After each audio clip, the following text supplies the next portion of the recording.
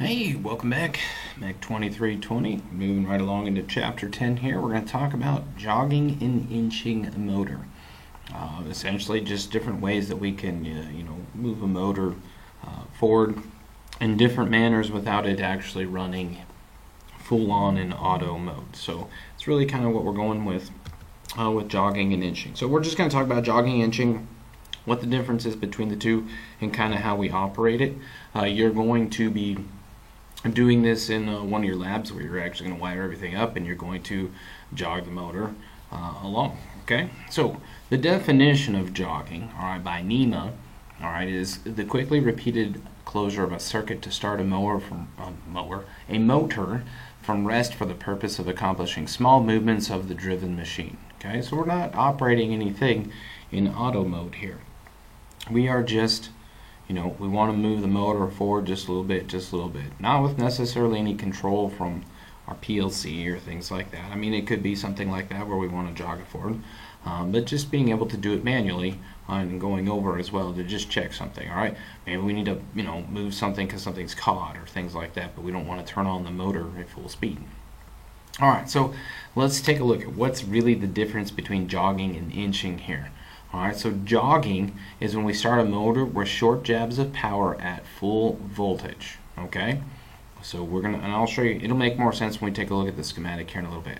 Okay, and then inching, alright, means to start a motor with short jabs of power at a reduced voltage. Alright, so we won't use as much power there, so it's not going to turn as fast or as far around when we do that. Where jogging is, we are just kind of moving it. So you can almost sort of think of it as,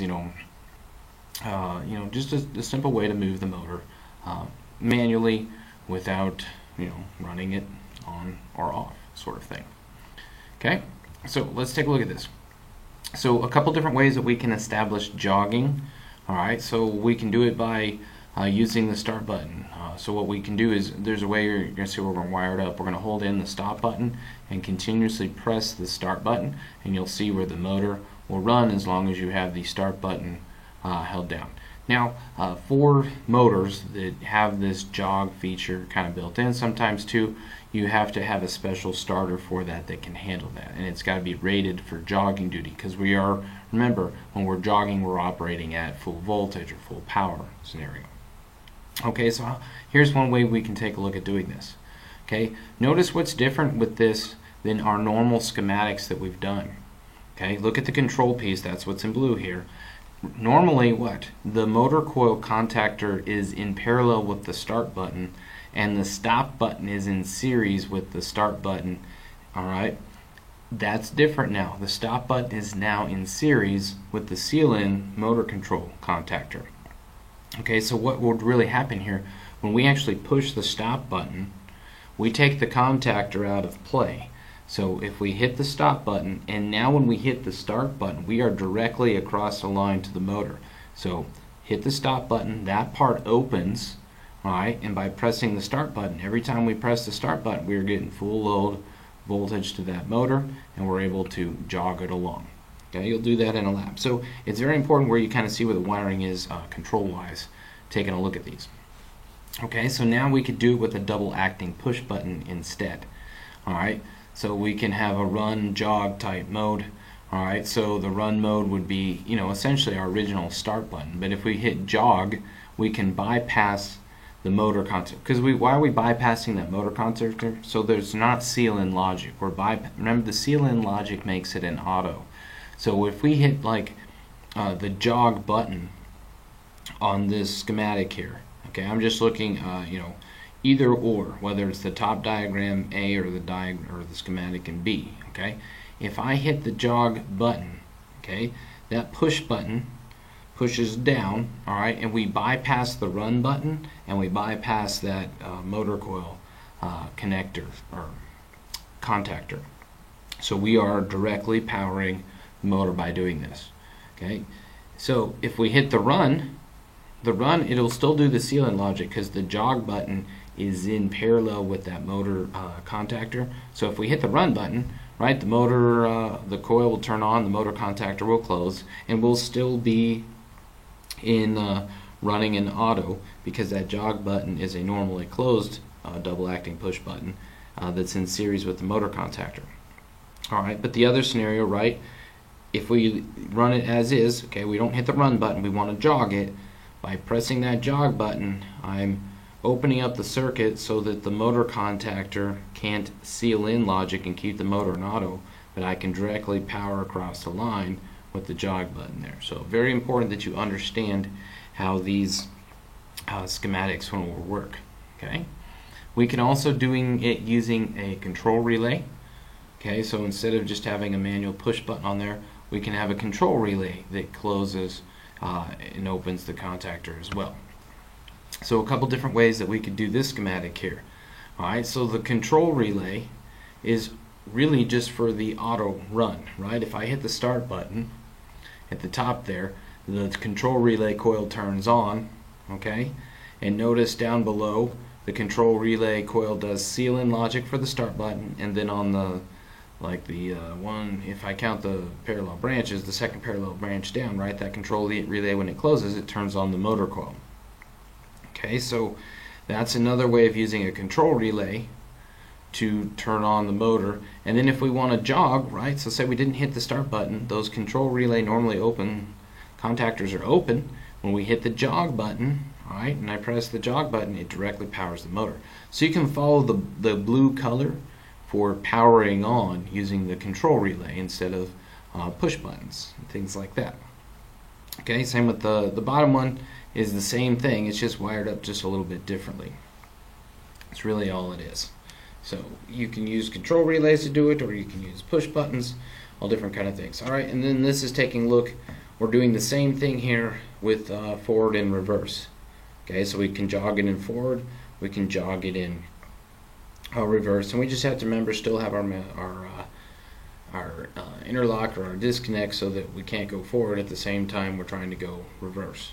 Okay, so just one of those kind of things that we're adding in there. So on this schematics, notice that we still have the mechanical interlock showing, and we still have some electrical interlock showing as well, so that we can't go forward and reverse at the same time as well. So notice how all these different parts and pieces that we keep talking about are building on the schematics here. We're really emphasizing, this is motor controls, so that's the lower half here, right? After the control transformer, that's all the controls, and it depends on what we want to do with the motor and how we're operating the motor, and if we need to test the motor. So we can also use a selector switch. This is going to kind of get repetitive here, but about being able to jog it. But we can use a selector switch here that'll actually let us put it in a run jog mode, essentially. So if we're in the selector switch here, if we're in the open position, okay, or if we just have a switch, the next one's selector switch, sorry, but this one's a switch. If we have a switch there and that switch is open, okay, we'll be in a jog type mode, because if that switch, the run jog switch, is open and I hit the start button, I can jog the motor, but the motor won't stay on automatically because the run jog switch is open. If I close the run jog switch and I hit the start button, the motor will still sealed in and run in auto. Okay, so this is where the selector switch comes into play, just kind of like the other switch as well. Alright, same exact concept. We have a run jog mode. Okay, and then lastly, inching controls and how we inch. So what we really want to do, there's a couple different methods here. But we're really reducing the power, reducing the voltage to the motor when we do inching. Alright, so we're moving the motor, but not at full voltage or full power type scenarios. So we can affect the transformer or use resistors to make sure that we can accomplish that. So if we want to inch here, okay, this is how we would set up the circuit. Notice we change things on the power side of things. Notice that there's a resistor for each power line, okay, because we're going to resist it so it doesn't get full voltage to the motor. And notice before each resistor, okay, there's a contactor there, the IR contactor, the inching resistor contactor. Okay, and notice where it is on the bottom of the schematic on the control piece. Alright, there's an inch push button. When every time I push that inch push button, what do? I close the inch resistor coil contactor, which closes the three contactors in the top part where the main power is going to the motor, all right, and we're turning the motor on at less voltage. Does that make sense? It's still the same three, line 1, line 2, line 3 coming in, but when we've put a resistor across line 1, line 2, and line 3, it's operating at less voltage. Note, we're bypassing any of the motor coils that would seal in logic and have the motor run in auto. But we are not bypassing the overload relays or the overload thermocouples. Okay, so those will still be on there. So, that's it for this lecture, guys. Hopefully we kind of understand the difference between jogging and inching and how we do different methods of wiring for jogging and inching. And I really want you guys to, really start getting a good focus on understanding these control diagrams. I know it helps in PLC class, we do the same kind of thing, but understanding the scenarios and what it takes for something to be powered on, powered off, or if we want to inch or jog or do those different things. So, really make sure that we're starting to understand all of these schematics and how things are wired up and how they run.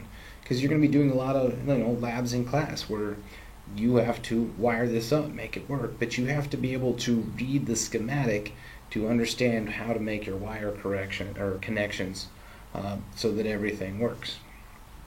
Alright guys, but as usual, email me, let me know if you got any questions or if we need a team meet or Zoom meet. Else, I'll see you in class and have a great day.